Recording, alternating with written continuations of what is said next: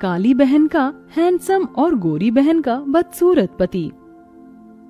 उपासना तू तैयार हो गई? चल आज दोनों एक साथ कॉलेज चलते हैं। तुमने ये सोच भी कैसे लिया कि मैं तुझ जैसी लड़की के साथ कॉलेज जाऊंगी? उपासना हम दोनों बहनें हैं। इसी चीज का तो दुख है कि हम दोनों बहनें हैं। एक बार तो खुद को शीशे में देख और मुझे देख, तुझ में और मुझ में जमीन आसमान का फर्क है। उपासना की ये बात सुनकर काजल दुखी हो जाती है और अपना बैग लेकर कॉलेज के लिए निकल जाती है। तो वहीं दूसरी ओर जब उपासना मुंह बनाकर जाने लगती है तो विमला उसे रोक लेती है। अरे उपासना बेटा, तू बिना खाए कहाँ जा रही? और काजल को क्या हुआ? आज उसने भी खाना नहीं खाया, ऐसे ही चल पड़ी। होना क्या है, हमेशा की तरह साथ में चलने के लिए कह रही थी और जब मैंने उसे उसकी हकीकत दिखा दी तो मुंह बनाकर चली गई। पता नहीं ये लड़की कब समझेगी। कितनी बार मैंने इसे कहा है थोड़ा मेकअप कर ले, क्रीम लगा ले, पर नहीं, इसे तो अपना काला रंग ही पसंद है। इससे तो मैं परेशान आ गई हूँ। काजल और उपासना दोनों ही विमला की सगी बेटी थी, पर फिर भी विमला अपनी दोनों बेटियों में फर्क करती थी। ऐसे ही कुछ दिन बीत जाते हैं और एक दिन उपासना और काजल कॉलेज से घर आ रही होती हैं। रोड पर पानी भरा होता है, तभी एक बच्चा वहां से गुजरने लगता है, पर सामने से आ रही गाड़ी काजल देख लेती है और उस बच्चे को अपनी ओर खींच लेती है, जिस वजह से पानी के छींटे उपासना के ऊपर आ जाते हैं। बेटा तुम ठीक तो हो? तुम्हें दिखाई नहीं दे रहा था, सामने से गाड़ी आ रही है। अगर अभी तुम्हें चोट लग जाती तो? उसका तो पता नहीं, पर आज ये साबित हो गया काजल कि मैं तेरे साथ कहीं आ जा नहीं सकती। तेरी वजह से और इस बच्चे की वजह से मेरे इतने महंगे कपड़े और मेकअप खराब हो गए। अब क्या मैं ऐसी हालत में घर जाऊंगी?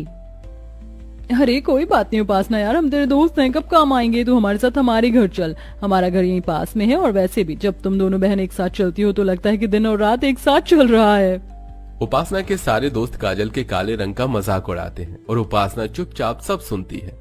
कुछ देर बाद उपासना अपने दोस्तों के साथ उनके घर चली जाती है और बेचारी काजल आंखों में आंसू लिए वहां से निकल जाती है। पर यह सब कुछ विक्रम नाम का एक लड़का देख लेता है जो कि काफी हैंडसम था।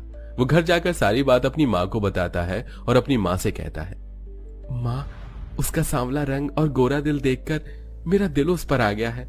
माँ, वो मेरी कॉलेज की ही है, आप प्लीज मेरा रिश्ता लेकर उसके घर चलो ना। अच्छा ठीक है बाबा, ले जाऊंगी उसका रिश्ता, पर पहले तू अपने एग्जाम तो क्लियर कर ले और अपने पापा की कंपनी संभाल ले, क्योंकि कोई भी माँ बाप बेरोजगार के हाथों में अपनी लड़की का हाथ नहीं देते। सही कहा माँ, अब तो मैं काजल को पाने के लिए दुगनी मेहनत करूंगा।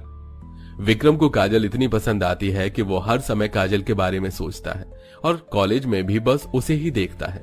समय यूं ही गुजरता है और उन तीनों की पढ़ाई पूरी हो जाती है और विमला उपासना के लिए रिश्ते देखना शुरू कर देती है।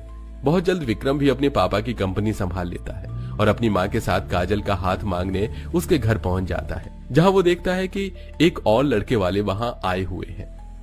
माफ करना जी, पर हमने आपको पहचाना नहीं। बहन, भाई साहब, मैं विक्रम की माँ हूँ। विक्रम आपकी बेटी को बहुत पसंद करता है, इसीलिए बिना बताए हम यहाँ आपकी बेटी का हाथ मांगने के लिए आ गए हैं। माफ करना बहन, पर मैंने अपनी उपासना का रिश्ता पहले ही सुनील बेटे से तय कर दिया है। कोई बात नहीं बहन जी, हमारी एक और बेटी है, अगर आप चाहे तो हम ये रिश्ता अब भी तय कर सकते हैं। भाई साहब, आपको शायद कोई गलतफहमी हो रही है। हम यहाँ उपासना के लिए नहीं बल्कि काजल का हाथ मांगने के लिए ही आए हैं। क्या काजल का? अरे काजल का रिश्ता सुनकर आप क्यों इतना खुश हो रहे हैं? देखा है आपने लड़के को? कहाँ लड़का इतना स्मार्ट और कहाँ हमारी काजल? कोई मेल नहीं है इन दोनों का। अगर कल को हमारी बेटी को कोई दुख उठाना पड़ा तो माफ करना बहन, आप चले जाइए, हमें कोई रिश्ता नहीं करना। आंटी जी, मैं आपसे वादा करता हूँ, मैं कभी भी काजल की आंखों में आंसू नहीं आने दूंगा। बस आप इस रिश्ते के लिए हाँ कर दीजिए, फिर एक साथ आपके घर में 2 बारात आएंगी। विक्रम की अच्छाई देखकर सुरेश अपनी दूसरी बेटी का रिश्ता भी पक्का कर देता है और बहुत जल्द एक ही मंडप पर काजल और उपासना की शादी हो जाती है। शादी के बाद काजल की जिंदगी में खुशियां आ जाती हैं, तो वहीं दूसरी ओर उपासना भी गोरा पति पाकर बहुत खुश थी। सुनील जी, आप तो मेरे सपनों के राजकुमार से भी ज्यादा गोरे और सुंदर निकले। मुझे तो लगता था कि मुझसे ज्यादा गोरा शायद कोई हो ही नहीं सकता, पर आपने तो सुंदरता में मुझे भी फेल कर दिया। उपासना, ये लो तुम्हारा नजरिया है, इसलिए मैं तुम्हें सुंदर दिखता हूँ, वरना हर कोई बस मेरा मजाक ही बनाता रहा है। लोगों के ताने और उनके मजाक सुनकर मैंने फैसला किया कि मैं खुद को बदल दूंगा, और मैंने खुद को बदल दिया। लोगों की बातों पर ध्यान मत दो, आप बहुत सुंदर हैं। अच्छा, वैसे आप मुझे हनीमून पर कहाँ ले जा रहे हो? जहां तुम कहो। मैं तो कहता हूँ कि हम एक साथ डिसाइड करते हैं कि हम बाहर कहाँ घूमने जाएंगे। पर उससे पहले हम 5 स्टार होटल में चलते हैं एक साथ डिनर करने के लिए। क्या 5 स्टार होटल में? Thank you so much Sunil ji, मेरी जिंदगी में आने के लिए। सुनील जैसा पति पाकर उपासना बहुत खुश थी, पर उसकी ये खुशी ज्यादा देर नहीं टिकती। कुछ देर बाद जब सुनील अपना मेकअप उतारकर अपने असली रूप में उपासना के सामने आता है तो अपने पति का काला रंग और रूप देखकर और बदसूरत चेहरा देखकर उपासना हैरान हो जाती है। तुम्हारी जैसी बीवी पाकर मेरी जिंदगी का मकसद पूरा हो गया। अब मुझे इस मेकअप की जरूरत नहीं है। मैं अपने असली रूप में तुम्हारे साथ रहूंगा। ये आपको क्या हो गया? आप इतने काले बदसूरत कैसे हो गए? आप मेरे साथ कोई मजाक कर रहे हो ना? उपासना, मैं क्यों तुम्हारे साथ मजाक करूंगा? मैंने तुम्हें बताया था ना कि लोग मेरा मजाक बनाते थे क्योंकि मैं काला था और यही मेरा असली रंग है। और तुम तो मुझे दिल से प्यार करती हो, फिर तुम मेरे काले रंग को देखकर हैरान क्यों हो गई? नहीं, मैं एक काले इंसान की बीवी नहीं बन सकती। तुमने मुझे धोखा दिया है, दूर रहो मुझसे।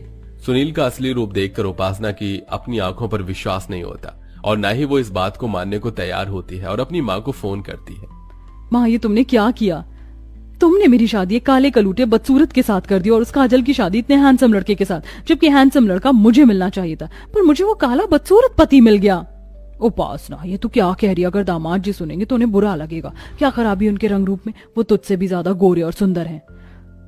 माँ, मुझे भी अब तक यही लगा था जब तक उनका असली चेहरा नहीं देखा था, पर जब मेकअप उतार कर वो मेरे सामने आए तो उनका काला रंग देखकर मेरे होश उड़ गए। आपने मेरी शादी गलत लड़के से करवा दी। मैं अपने काले बदसूरत पति के साथ चलूंगी तो क्या कहेंगे लोग? गोरी को काला और काली को गोरा पति मिल गया। नहीं माँ, मैं ऐसे आदमी के साथ नहीं रह पाऊंगी। मैं आ रही हूँ आपके पास।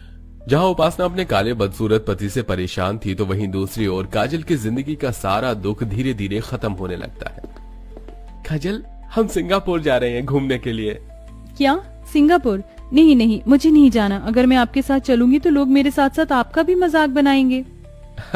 तो बनाने दो, मुझे फर्क नहीं पड़ता और तुम्हें भी फर्क नहीं पड़ना चाहिए, समझी? तुम अब चलो, पैकिंग कर लो, कल ही निकल रहे हैं हम।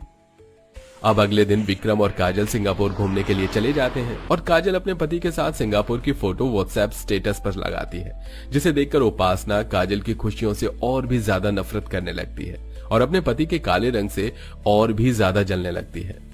काश कि मेरी शादी विक्रम से होती। मैं इस काले सुनील को डिजर्व नहीं करती और ना ही विक्रम उस काजल को, पर फिर भी लंगूर के हाथ में अंगूर और मुझ जैसी सुंदर सी लड़की को ऐसा बदसूरत पति मिल गया। काजल का स्टेटस देखकर उपासना को बहुत गुस्सा आता है और वो गुस्से में अपना फोन तोड़ देती है।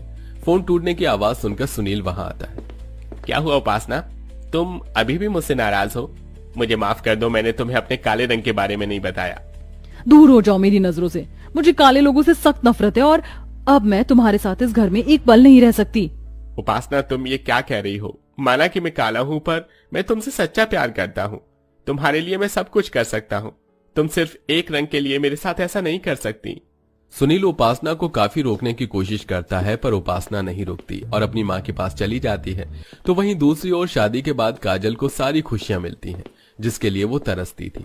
शादी के बाद काजल एक खुशहाल जिंदगी जीती है और उपासना सारी जिंदगी अपने मायके में रहती है।